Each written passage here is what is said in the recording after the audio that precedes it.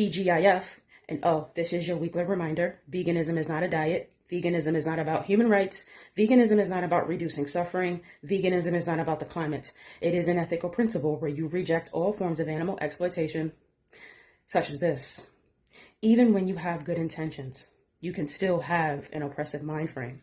Because in this particular situation, they're thinking about, how to help them fight a war, maybe, catch criminals, save lives.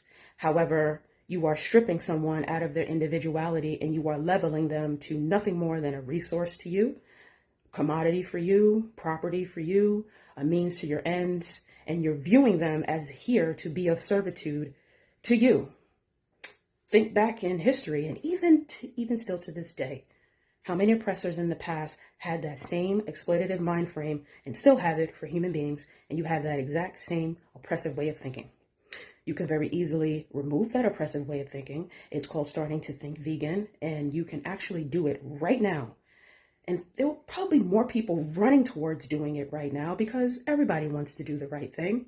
Most of us, we don't want to be unjust to someone, but it's a little difficult for them to have that type of motivation when us, as animal emancipation activists, we're all focusing on ourselves, humans, race, culture, the environment, diet, climate, the weather, wellness, fitness, health, supporting lab-grown flesh, focusing on the treatment of animals, talking about rights violations, and all these other new welfareist ideas. And when we're focusing on that, the true core foundation of veganism is not being articulated, it's not being spoken, it's not being discussed, which is why animal emancipation numbers continue to sit at 0.